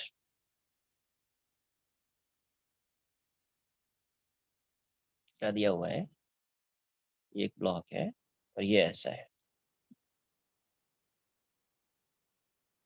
इसका मास m है और block slides over a smooth horizontal wedge, ये mass m है, ये slide कर रहा है, which is placed over a rough horizontal surface. यहाँ पे इसका म्यू है और ये नॉन जीरो है, ये जीरो नहीं है। The centre of mass of the system will move towards left, तो अगर ये इस साइड आएगा, इसका सेंटर ऑफ मास लेफ्ट के टुवर्ड्स जाएगा। इसको ऐसा बना दो, फिर ऐसा बना लो, या ये इस साइड आएगा, क्योंकि ये इस साइड जाएगा, तो अभी सेंटर ऑफ मास इसका इस साइड होगा। हाँ तो हो सकता है, इसी केस में भी हो सकता है ना, ये इस साइड जाएगा। कहाँ पे गिवन है डायग्राम, डायग्राम गिवन है क्या, मेरे में तो नहीं है।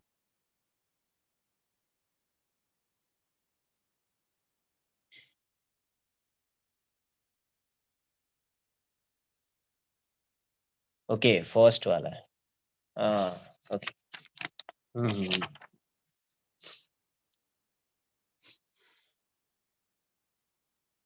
24th, ये ऐसा थीटा है, ये मास एम है, यहाँ पे म्यू है, यही दिया हुआ है। तो अगर ये स्लाइड कर रहा है तो बोल रहा है कि सेंटर ऑफ मास लेफ्ट के टुवर्ड्स मूव कर रहा है, लेफ्ट के टुवर्ड्स मूव करेगा क्या ये, नहीं, लेफ्ट के टुवर्ड्स क्यों मूव करेगा, सेंटर ऑफ मास होगा क्या, क्योंकि देखो ये अगर इस साइड आ रहा है, सपोज ये इस साइड आ रहा है, ठीक है, ये जैसे जैसे इस साइड आएगा तो ये इस पे नॉर्मल लगाएगा, इस नॉर्मल की वैल्यू इतनी होगी एन एक्स एन वाई, तो जितना इस पे नॉर्मल लगेगा इतना इस पे भी नॉर्मल लगेगा। तो इस नॉर्मल, ये नॉर्मल तो अगर सिस्टम मानोगे तो इंटरनल फोर्स बन जाएगा, है ना, नॉर्मल तो कैंसल आउट हो जाएगा, इंटरनल फोर्स बन जाएगा। बट इस ब्लॉक, इस वेज पे बात करोगे तो इस वेज पे एक फोर्स लग रहा है एक्स डायरेक्शन में, एन एक्स, तो ये इस साइड जाना चाहेगा, मूव करना चाहेगा, यहाँ पे फ्रिक्शन लग रहा है, यहाँ पे फ्रिक्शन लग रहा है, तो ये इस साइड मूव मूव करना चाहेगा, बट इस पे फ्रिक्शन लग रहा है। अब मुझे ये बताओ कि इस पूरे सिस्टम पे, इस पूरे सिस्टम पे net force x direct, left और राइट का मतलब क्या, एक्स डायरेक्शन देख रहे हैं अपन, इस पूरे सिस्टम पे नेट फोर्स किस डायरेक्शन में लग रहा है, नेट फोर्स सिस्टम किसका होगा, इसका और इसका सिस्टम होगा, इसका और इसका सिस्टम होगा, तो इस पूरे सिस्टम पे नेट फोर्स किस डायरेक्शन में लग रहा है, एक्स, पॉजिटिव एक्स। तो initially centre of mass rest में है, तो अगर सेंटर ऑफ मास मूव भी कर रहा होगा एक्स डायरेक्शन में, तो किस डायरेक्शन में मूव करेगा,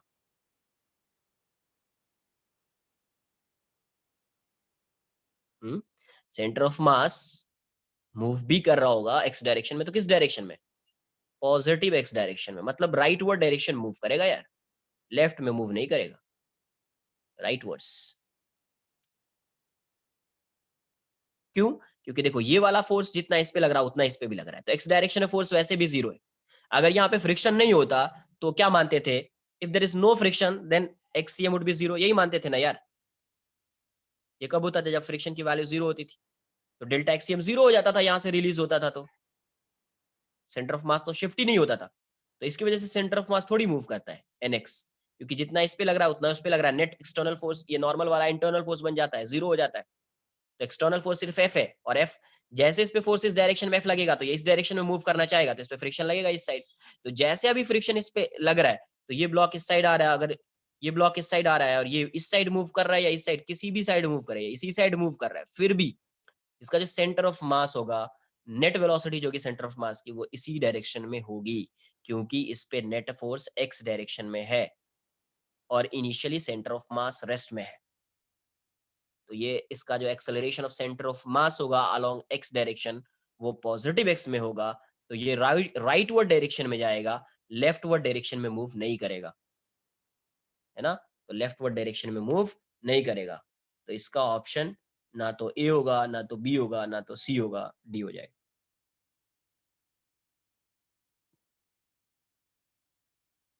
आई बात समझ में। नेक्स्ट है क्वेश्चन नंबर 28।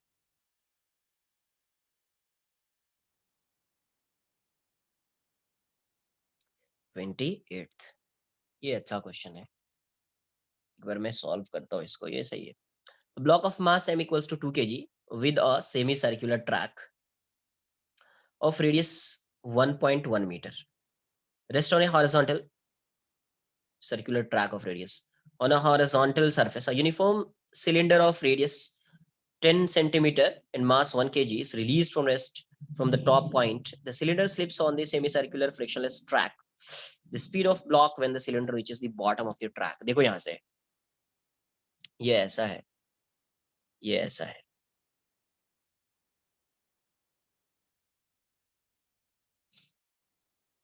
ये पहले ऐसा था, इसका सेंटर यहाँ पे, अभी जब आएगा तो इसका सेंटर यहाँ पे हो जाएगा, है ना, तो इसके सेंटर का डिस्प्लेसमेंट इतना होगा, ये वाला।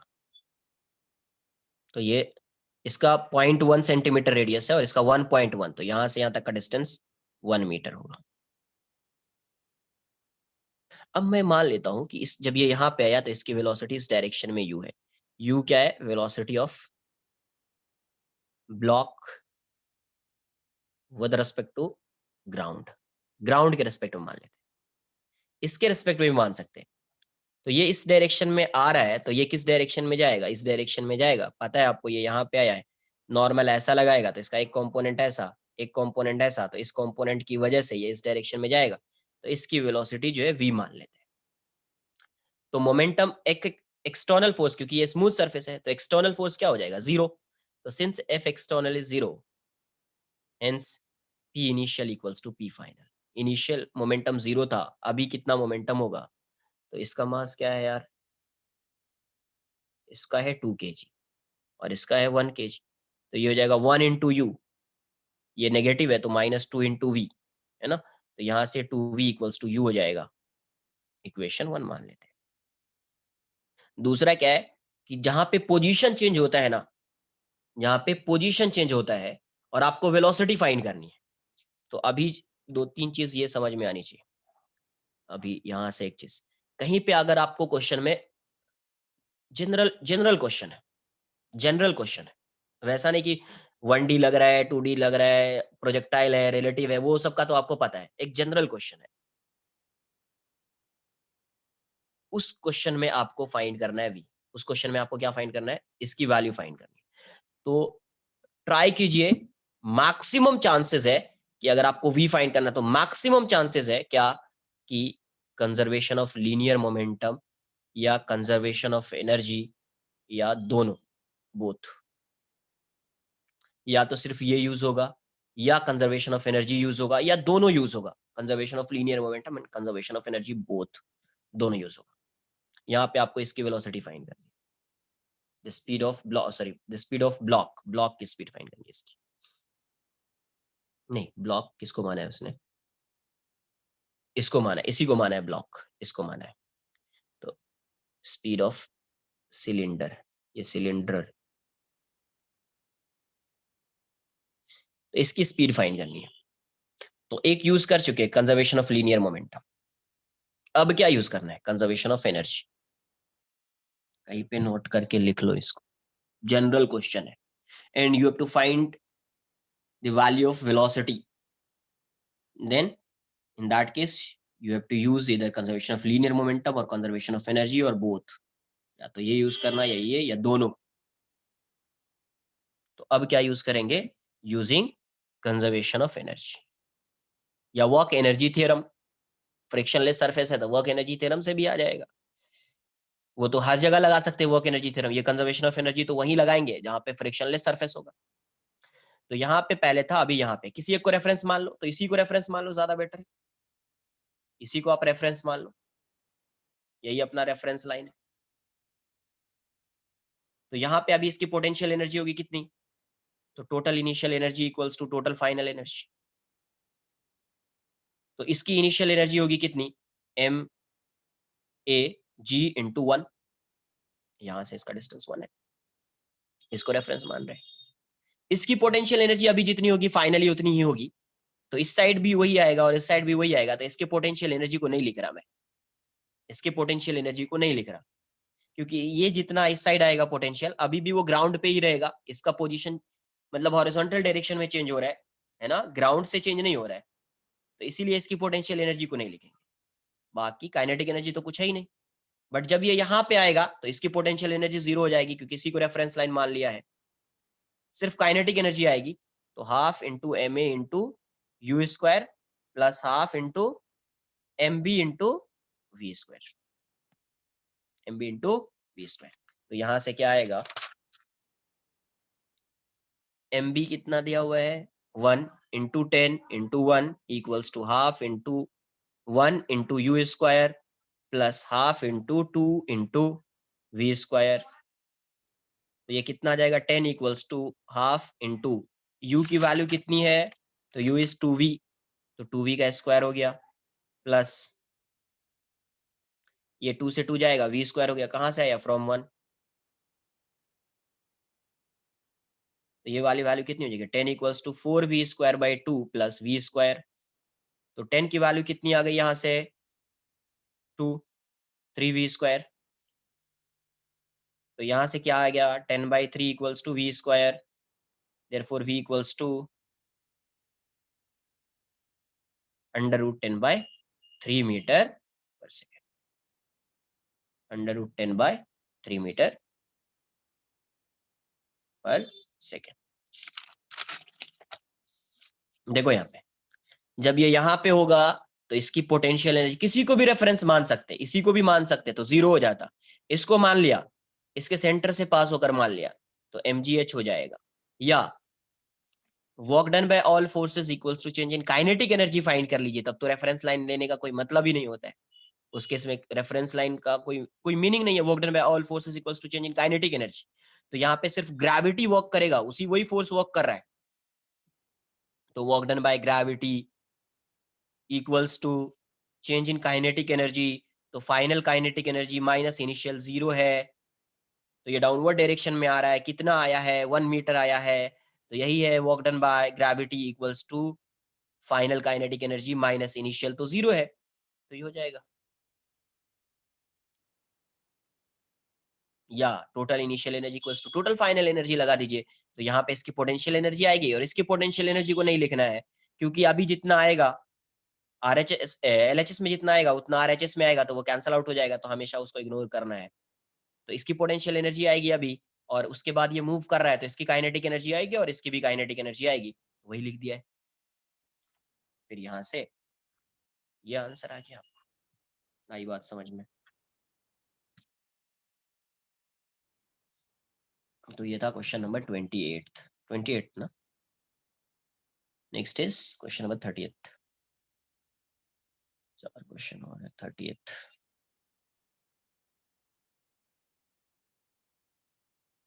अरे ऐसे देखो यार, work done by all forces equals to change in kinetic energy, तो work done by gravity equals to K final minus K initial, initially पूरा सिस्टम रेस्ट में है, ये कितना आया m a g into 1 equals to half m a u square plus half m b into we square minus ये कितना है 0, क्यों 0, क्योंकि जब ये टॉप पे था तो वहां पे किसी की वेलोसिटी नहीं थी, वहां से रिलीज किया इसको, इसलिए 0, वही आएगा ना इक्वेशन।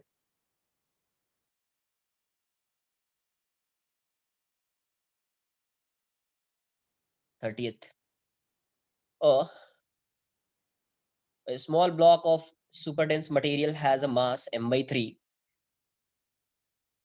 स्मॉल ब्लॉक है बट वेरी डेंस, डेंस है मतलब इसका एक्सेलरेशन ड्यू टू ग्रेविटी आ जाएगा फिर m by 3, where m is mass of earth, it is released from rest from a height h from the surface of earth, the speed of the block at a height h by 2। तो अब सिर्फ क्या होता था, पहले ये अर्थ है, यहाँ पे ये है m by 3, ये मास m है, तो पहले क्या होता था, किसी मास को अगर आप h हाइट से रिलीज करो तो ये अर्थ के टुवर्ड्स आता था, अर्थ रेस्ट में होता था, क्योंकि इसका एक्सेलरेशन जो है वो क्या होगा, नेग्लिजिबल होगा। ये भी फोर्स लगा रहा होगा इस पे, पहले भी फोर्स लगाता था, अभी भी लगाएगा, बट पहले जो फोर्स लगाता था उसके इसमें एक्सेलरेशन नेग्लिजिबल होगा, अभी नहीं होगा, क्योंकि इसका मास भी m by 3 है, ये मास, दोनों मास कंपेरेबल है, दोनों मास क्या है, कंपेरेबल है। पहले नहीं होता था कंपेरेबल, पहले कंपेरेबल नहीं होता था। आ रही बात समझ में? तो इसलिए अब क्या करेंगे, अभी यहाँ पे है, अभी यहाँ पे है, तो उस इंस्टेंट पे वेलोसिटी फाइंड करना है, कब फाइंड करना है यार, जब ये स्ट्राइक कर रहा है तब क्या, speed of block at height h/2, okay h/2 पे फाइंड करना है, यहाँ से ये यहाँ पे आ गया है, ये वाला डिस्टेंस h/2 है, यहाँ से ये यहाँ पे आ गया, तब इसकी स्पीड, ये भी इसकी भी स्पीड होगी और इसकी भी स्पीड होगी। तो अभी क्या लगाएंगे, अब देखो ये दोनों जो आ रहा होगा यहाँ पे, इसकी स्पीड कुछ मानना पड़े, अज्यूम कर लेते हैं कुछ,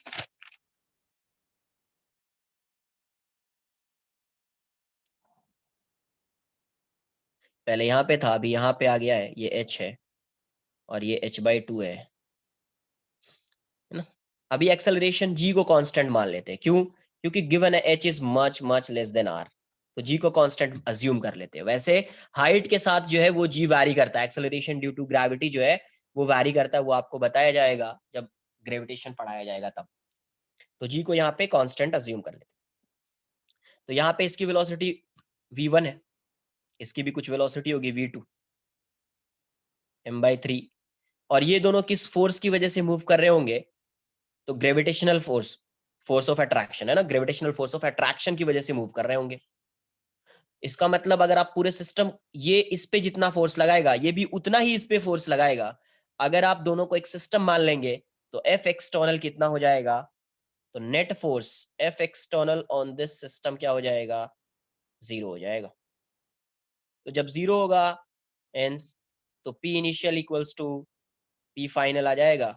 तो इनिशियल मोमेंटम कितना है इसका, ये मोमेंटम आएगा, इनिशियल मोमेंटम तो 0 था क्योंकि यहाँ से रिलीज किया इसको।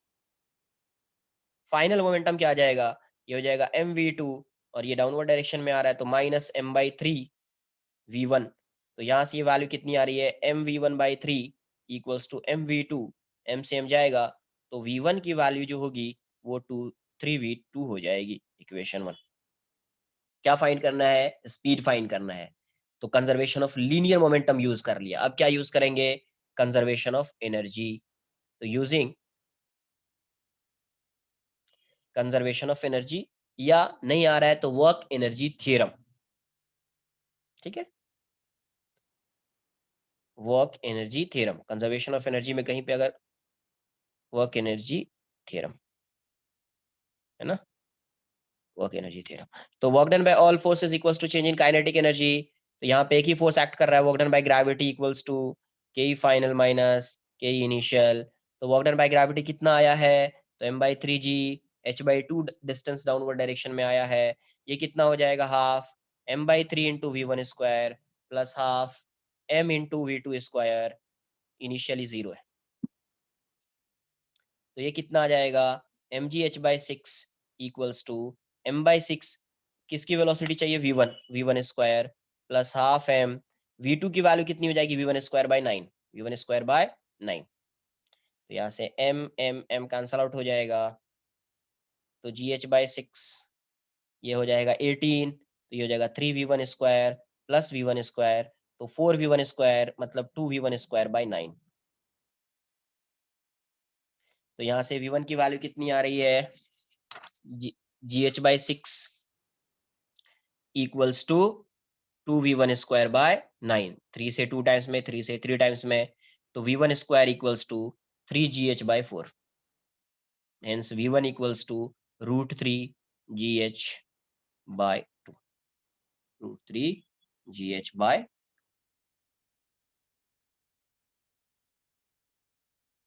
आई बात समझ में।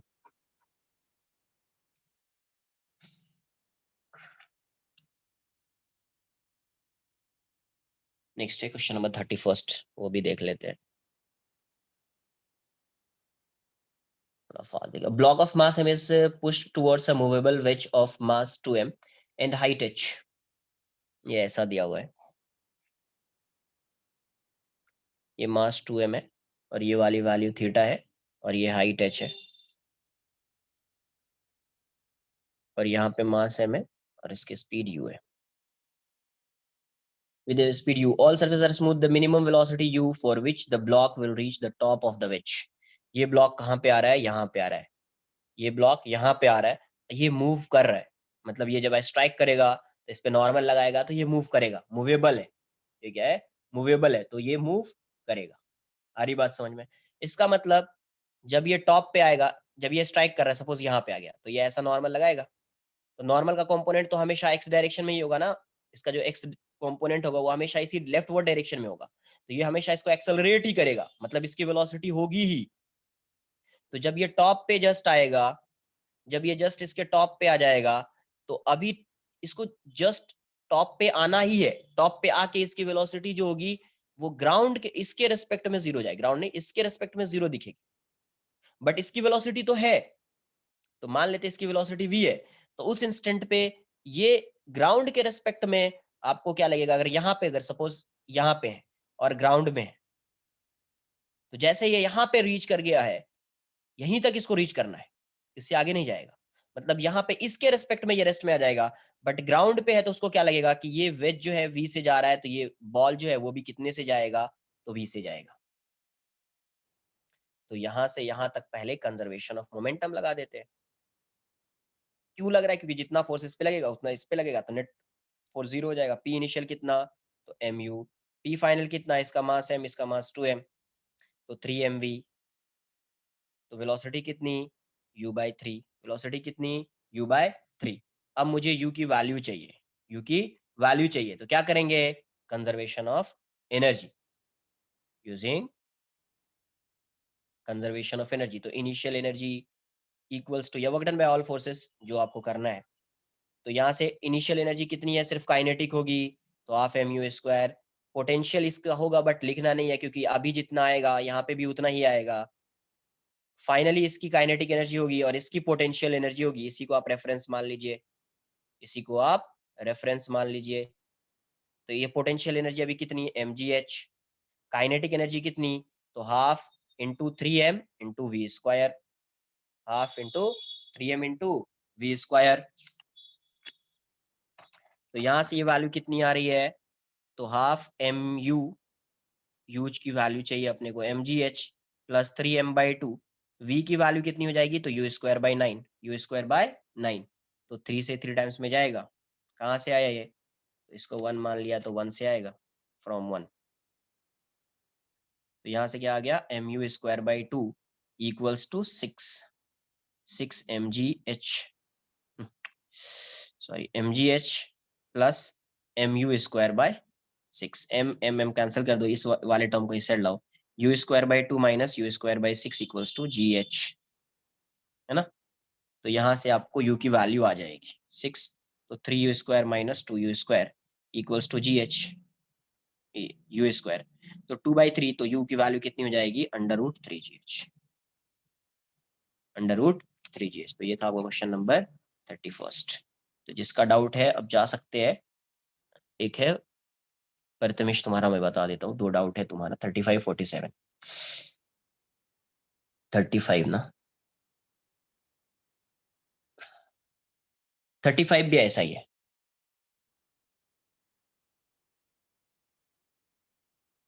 वैसा कुछ नहीं है, जो भी पेन मार्केट में मिल जाता है वो लो, वैसा कुछ है नहीं।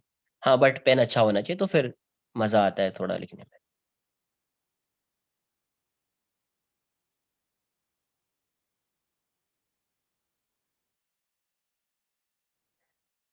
35 क्या दिया हुआ है, क्या पूछा है, speed of larger block, small block of mass M is projected with speed U, same ऐसा ही क्वेश्चन है। On the horizontal part of it, the curved part of the surface of larger block is semicircular of radius r. Assume all surfaces in contact to be frictionless. The speed of the larger block when the speed smaller block reaches the point A of the surface. ये कुछ ऐसा दिया हुआ है ना, ये वाला part semi circular है ऐसे, यहाँ से ब्लॉक जा रहा है m से, ये वाली वैल्यू v है और ये वाली वैल्यू m है ना, ये वाली वैल्यू क्या है, v है और ये वाली वैल्यू m है। फिर से वैसा ही होगा। अब मान लीजिए कि ये यहाँ पे आ गया है, ए यहाँ पे है, तो अगर ये, हाँ, बस वही, अगर ये यहाँ पे आ गया, समझो ये यहाँ पे आ गया, अब इससे, अब ये यहाँ पे आ गया है, यहाँ पे रीच किया है, रीच कर रहा है, तो अब क्या होगा, यहाँ तक रीच कर रहा है तो अब क्या होगा, इसकी जो वेलोसिटी होगी यही उसकी वेलोसिटी होगी, इसकी जितनी वेलोसिटी होगी इसकी भी वेलोसिटी वही होगी, क्योंकि वैसा कुछ नहीं बोला कि ये इससे बाहर जा रहा है, तो जब ए पे रीच किया तो अब इससे बाहर जा ही नहीं रहा है वो। क्वेश्चन में अगर वैसा होता तो समझ में आती बात। अब तुम बोलोगे कि सर इस साइड जो, इस साइड क्यों नहीं जा रहा है, इस साइड क्यों नहीं जा सकता है, नहीं जा सकता है, क्यों, क्योंकि इनिशियल मोमेंटम इसका किस डायरेक्शन में है, तो इनिशियल मोमेंटम एक्स डायरेक्शन में, तो फाइनल मोमेंटम भी जो होगा वो एक्स डायरेक्शन में होगा। अगर इसकी वेलोसिटी, क्योंकि ये यहाँ पे ऐसा है, तो अगर इसकी वेलोसिटी होती यहाँ पे, इसके रेस्पेक्ट में अगर इसकी वेलोसिटी होती तो ये वर्टिकल डायरेक्शन में होती, तो इसका मोमेंटम एक्स डायरेक्शन में था, एक्स से वाई डायरेक्शन में कैसे आ जाएगा, यार ये बात समझ में है ना, एक्स से वाई डायरेक्शन में। अगर यहाँ पे होता, अब बोलोगे कि सर यहाँ पे जो था, यहाँ पे था सपोज ये ऐसा, यहाँ से v से जा रहा था, इसका x कंपोनेंट y, तो यहाँ पे जब ये नॉर्मल लगा रहा होगा तो उस नॉर्मल को ये वाला फ्रिक्शन बैलेंस कर, मतलब ये वाला जो नॉर्मल होगा, ये वाला उसके इम्पल्स को ये नॉर्मल का इम्पल्स बैलेंस कर रहा होगा। तो आगे इम्पल्स की बात करेंगे वो सब कहीं पे, है ना, तो वो आएगा। हाँ, तो with respect to wedge velocity नहीं होगी, तो v डैश या v मान लो, तो यहाँ पे क्या हो जाएगा, mu equals to m plus m into V dash, तो यहाँ से v डैश की वैल्यू क्या हो जाएगी, mu by m plus m। तो जितनी अभी इसके रेस्पेक्ट में इसकी वेलोसिटी 0 है ना, इसके रेस्पेक्ट में, बट ग्राउंड के रेस्पेक्ट में कितनी वेलोसिटी होगी, यही होगी ना, ग्राउंड में क्या लग रहा होगा, ये जा रहा है तो ये भी जा रहा है, तो ग्राउंड के रेस्पेक्ट में इसकी वेलोसिटी इतनी होगी, वेज के रेस्पेक्ट में 0 हो जाएगी। नेक्स्ट है क्वेश्चन नंबर 47, एक बार देख लेता हूँ क्या है। 47 जैसे अभी किया ना वैसे ही एक बार ट्राई करो, जैसे अभी क्या conservation of energy, conservation of linear momentum, एक बार ट्राई कीजिए, नहीं आ रहा है ग्रुप पे मुझे बोल दीजिए, मैं सॉल्व करके सेंड कर, बट आ जाएगा आई थिंक। बस इतना ही सॉल्व करो, जितना आपके नोटबुक में है, जितना कॉन्सेप्ट बताया गया है, उससे ज्यादा कॉन्सेप्ट नहीं आएगा, ठीक है। आज के लिए इतना ही रखते, टाइम भी हो रहा है।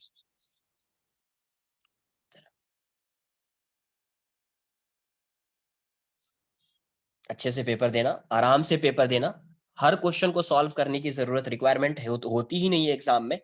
जो आपको आता है पहले आप उसको सॉल्व कीजिए, नहीं आ रहा है उसको स्किप कीजिए। फाइट नहीं करना होता है एग्जाम में क्वेश्चन से फाइट नहीं करना होता है, बिल्कुल फाइट मत कीजिएगा, आराम, जो नहीं आ रहा है उसको छोड़ दीजिए।